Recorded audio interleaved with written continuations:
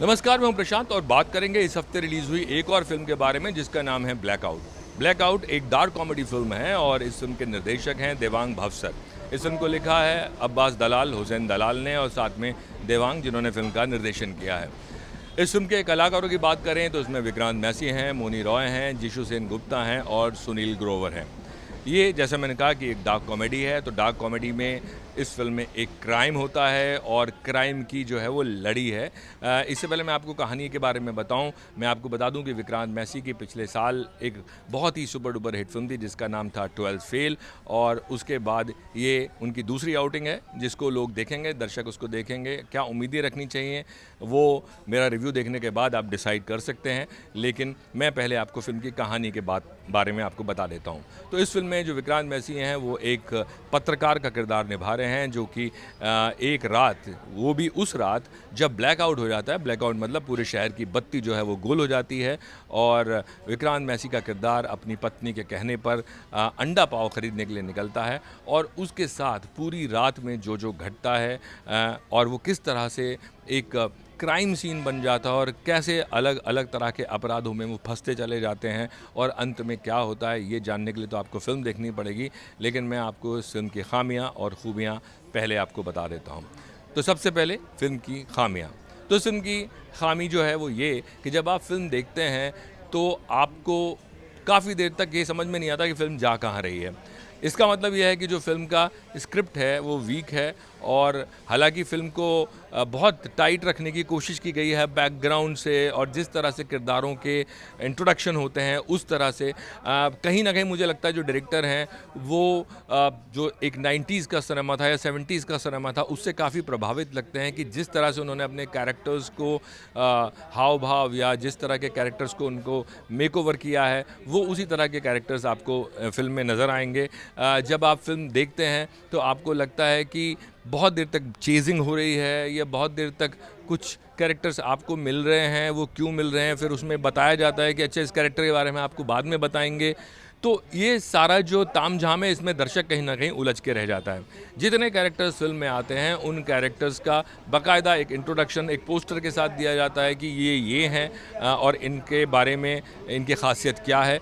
इस तरह से इंट्रोडक्शंस जो है वो होता है, और उसके बाद एक लंबी चेज़ सीन है, जो चेज़ सीन चलता है, और ऊपर से जो सुनील ग्रोवर का एक किरदार है जो कि एक डॉन का किरदार निभा रहे हैं, कहीं कहीं पे जिस तरह की शायरी वो करते हैं वो शायरी भी आपको उबाऊ लगने लगती है और आपको लगता है कि अच्छा भाई आगे बढ़ो, क्या कहना चाहते हैं आप। तो मेरे ख़्याल में जो फिल्म मेकर हैं, राइटर डायरेक्टर प्रोड्यूसर जो हैं, उन्होंने सोचा होगा कि एक स्टाइलिश, एक ऐसी फिल्म जो दर्शक नॉस्टैल्जिया रखते हैं 70 के सिनेमा का या 90 के सिनेमा का, उनको शायद ये फिल्म आएगी। और ऐसा भी मैं नहीं कहूँगा कि फ़िल्म कहीं कहीं टुकड़ों में आपको नहीं अच्छी लगती, लेकिन हाँ, आपको फिल्म छोड़ती रहती है और पकड़ती रहती है, यानी कि फिल्म में झोल है। और जो किरदार हैं, अगर मैं बात करूं अभिनय की भी, तो कहीं कहीं आपको लगता है कि ये जो किरदार जो भी आया है आपके सामने, अब ये कौन है। फिर उस भाग दौड़ में कुछ कुछ डायलॉग्स हैं जो आपको लगता है कि रेपिटेटिव हो रहे हैं, यानी कि बार बार एक ही तरह से डायलॉग्स आपको सुनने को मिल रहे हैं। तो ये सारी जो हैं ये फिल्म की खामियां हैं। अब बात अगर मैं फ़िल्म की खूबियों की करूं तो इस फिल्म की खूबी ये है कि जैसा मैंने कहा, जो दर्शक 70 और 90 का सिनेमा देखना पसंद करते हैं, उस तरह का म्यूज़िक, जो एक बहुत ही ड्रामेटिक म्यूज़िक हुआ करता था जिसमें म्यूज़िक के साथ कैरेक्टर्स को इंट्रोड्यूस किया जाता था, उस तरह का सिनेमा जो लोगों को पसंद हो, शायद वो उनको ये फ़िल्म थोड़ी बहुत पसंद आए। कॉमेडी की बात मैं करूं, अगर जैसे मैं बोल रहा था कि फ़िल्म एक डार्क कॉमेडी है, तो कॉमेडी भी कई कई जगह पर आपको हंसाएगी। कुछ कुछ पंचेस हैं जो आपको हंसाएंगे, लेकिन विक्रांत मैसी जो हैं उनके अभिनय की बात करते हुए मैं ये भी बोलूँगा कि उन्होंने कोशिश की है लेकिन वो हंसा पाने में नाकामयाब रहते हैं। साथ में मोनी रॉय की बात करें तो मोनी रॉय का जो किरदार है वो बहुत ज़्यादा नहीं है, बट हाँ जो है जितना है ठीक है।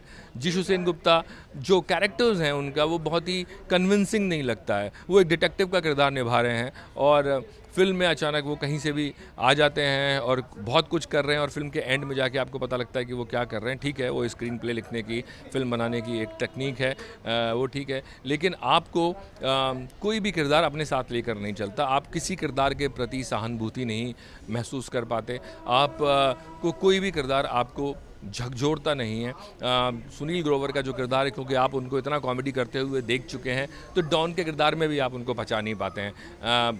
लेकिन फ़िल्म में बहुत सारी जो भी डकैती होती है, रॉबरी होती है, फ़िल्म में चेज़ है, फ़िल्म में एक्सीडेंट है, फ़िल्म में गोलीबारी है, तो बहुत सारी ऐसी चीज़ें, सारे मसाले आपको फ़िल्म में मिलेंगे। लेकिन फिर भी कहीं ना कहीं आप जब फ़िल्म देख के उठेंगे तो आपसे अगर कोई पूछेगा कि फ़िल्म कैसी है, तो शायद आपके मुंह से निकले कि हाँ, ये एक ठीक ठाक फ़िल्म है। तो कुल मिला के मैं ये बोलूँगा कि जो फ़िल्म है आपको उस तरह से इम्प्रेस नहीं करेगी। एक टाइम पास आप ज़रूर कर सकते हैं अगर आपके पास कुछ भी करने के लिए नहीं है। तो मेरे हिसाब से ये फ़िल्म आप देखें या ना देखें, ये आपका फ़ैसला होगा, लेकिन मैं इस फ़िल्म को दूंगा 2.5 स्टार।